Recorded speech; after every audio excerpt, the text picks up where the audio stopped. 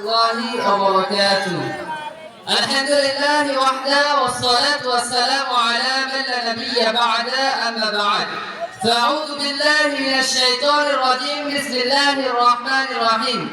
আলহামদুলিল্লাহ সমস্ত প্রশংসা সমস্ত গুণগান সেই মহান রব্বুল আলামিনের জন্য যিনি আমাদেরকে প্রত্যেক বছরের ন্যায় এবারে আমাদের মাদ্রাসাতে ইসলামী জালসা আয়োজন করার তৌফিক দান করেছেন তাই সকলে বলি আলহামদুলিল্লাহ।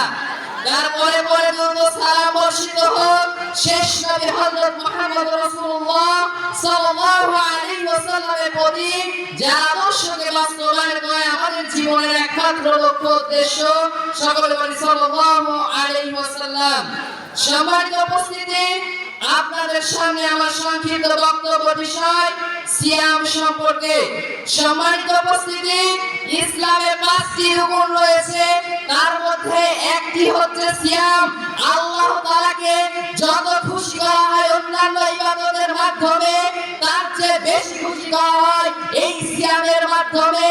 এই সিয়াম এমন একটি ইবাদত যার মাধ্যমে মানুষ খুব সহজে জান্নাত লাভ করতে পারে।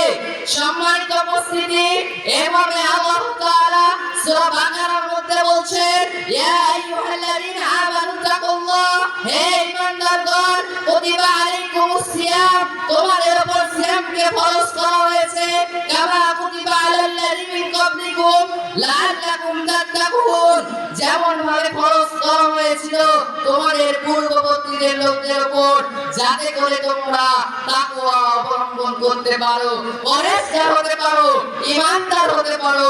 সম্মানিত উপস্থিতি, তাহলে উক্ত আয়াত দ্বারা আমরা বুঝতে পারলাম যে আমাদের উপর সিয়ামকে ফরজ করা হয়েছে এবং আমাদের পূর্ববর্তী যারা রয়েছে তাদের উপর এই সিয়ামকে ফরজ করা হয়েছিল যাতে করে আমরা ঈমানদার হতে পারি। সম্মানিত উপস্থিতি, আল্লাহ রাসূল সাল্লাল্লাহু আলাইহি ওয়াসাল্লাম হাদিসের মধ্যে বলেন, আবু হুরায়রা রাদিয়াল্লাহু তাআলা আনহু قال قال رسول الله صلى الله عليه وسلم من صام رمضان إيمانا واحتسابا غفر له ما تقدم من ذنبه। আবু হুরায়রা রাদিয়াল্লাহু আনহু থেকে বর্ণিত, তিনি বলেন, আল্লাহ রাসূল সাল্লাল্লাহু আলাইহি ওয়াসাল্লাম বলেছেন, যে ব্যক্তি ঈমানের সাথে সওয়াবের আশায় রমজান মাসের সিয়াম পালন করবে সে ব্যক্তি তার পূর্ববর্তী যত গুনাহ রয়েছে আল্লাহ তাআলা তার maaf করে দিবেন। সম্মানিত উপস্থিতি, তাহলে কোন হাদিস দ্বারা আমরা বুঝতে পারলাম যে কেউ যদি ঈমানের আশায় রমজান মাসের সিয়াম পালন করে তাহলে তার পূর্বের সমস্ত গুনাহগুলোকে maaf করে দেওয়া হবে। সম্মানিত উপস্থিতি, আল্লাহ তাআলা এই ইবাদতে এতটা খুশি হন, আপনাকে উদাহরণ দিলে বুঝতে পারবেন।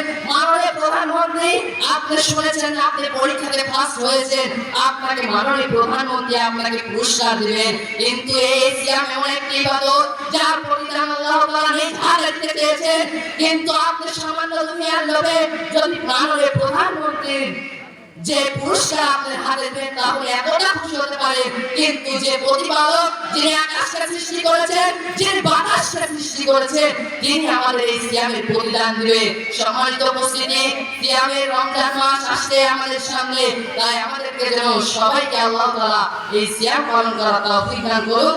সকলে বলি আল্লাহুম্মা আমিন। এবার সংক্ষিপ্ত বক্তব্য এখানে কি করছি। আসসালামু আলাইকুম ওয়া রাহমাতুল্লাহি ওয়া বারাকাতুহু।